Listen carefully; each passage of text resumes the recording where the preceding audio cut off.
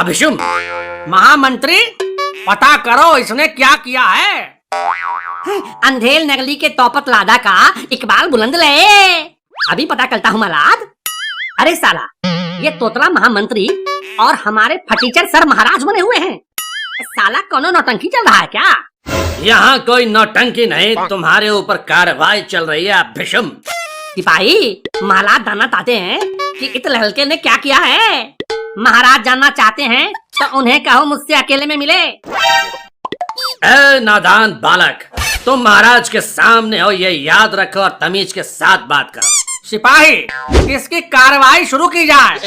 महाराज, इस भोली सी सूरत वाले लड़के ने बड़े बड़ों का जीना हराम कर रखा है। अभिशुम। नहीं महाराज नहीं, अब मुझे फंसाया जा रहा है। तुम अभी चुप रहो, तुम्हें भी बोलने का मौका दिया जाएगा।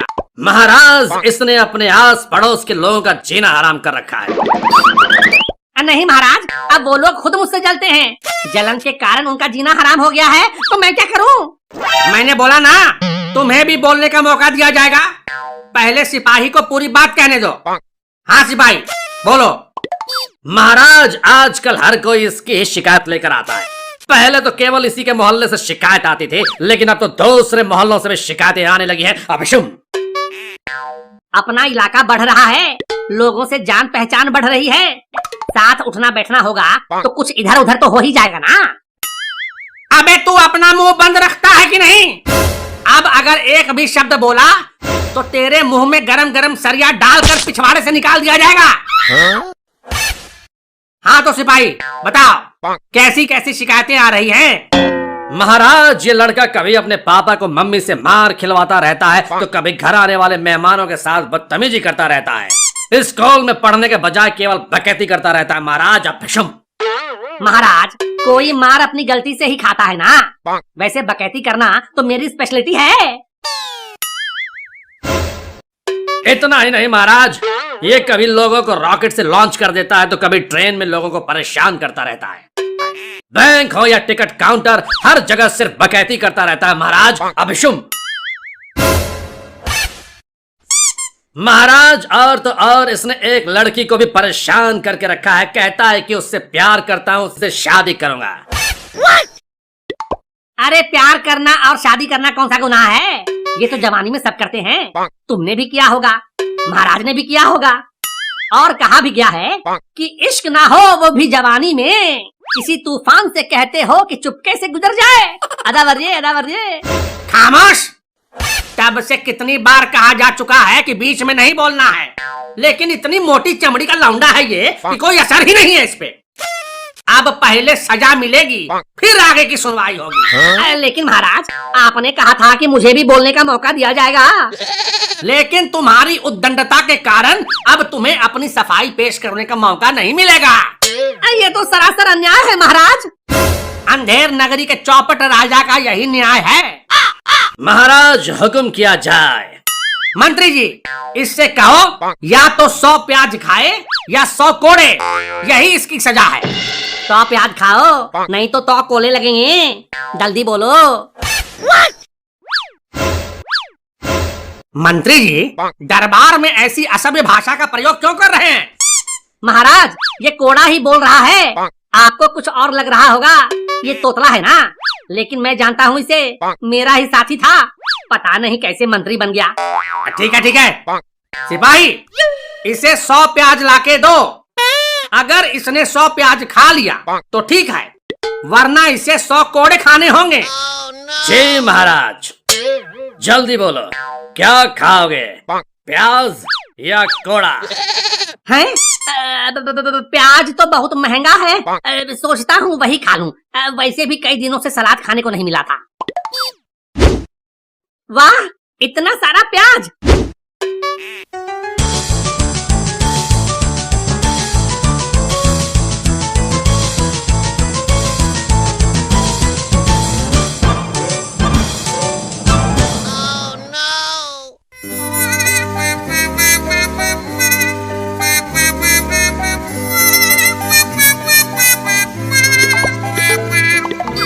अरे बाप रे, इतने प्याज खा के मेरी जबान और आंखें जलने लगी।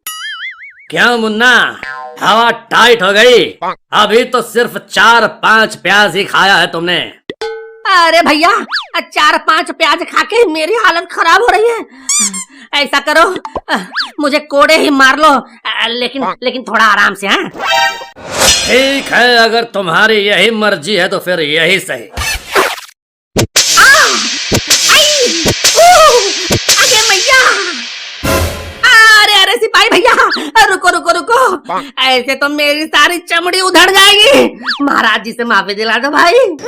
यहाँ जो सजा मिल जाती है उसे पूरा ही करना पड़ता है अभिशम। रुको रुको, मुझे प्याज ही खाना है, मैं प्याज ही खा लूंगा। साला किस जगह फंस गया रे।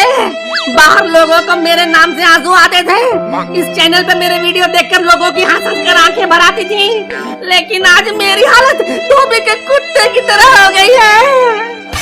चुपचाप खाते हो या नहीं? यहाँ ऐसी वैसी कोई बकैती नहीं चलेगी अभिशम। मुझसे अब खाया नहीं जा रहा भैया। प्याज नहीं खाओगे तो कोड़े खाने पड़ेंगे। दोनों में से कुछ न कुछ तो खाना ही पड़ेगा मुन्ना। अरे कहाँ फंस गया रे, इधर कुआं तो उधर खाई। सांप छुछुंदर वाली हालत हो गई है मेरी, न निगलते बन रहा है न ही उगलते।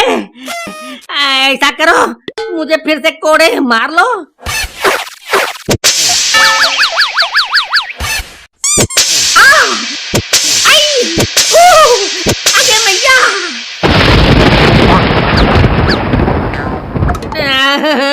महाराज, ये अन्याय अब बर्दाश्त नहीं कर सकता।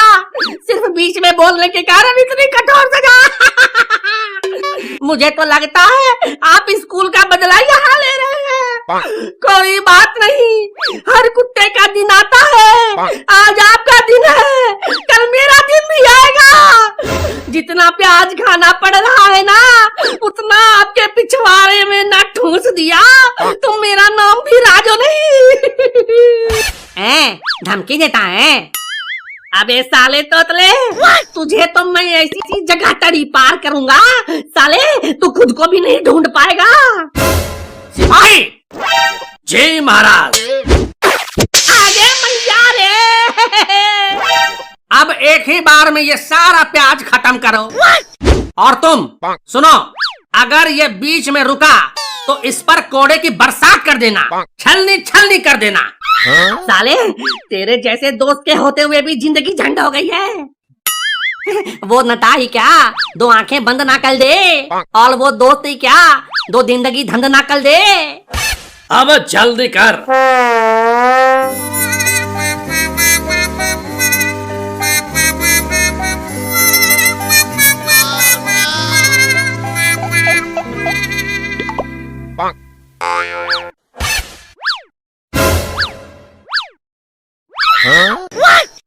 महाराज, मेरी जुबान जल गई, मेरे दिमाग का कोना कोना हिल गया।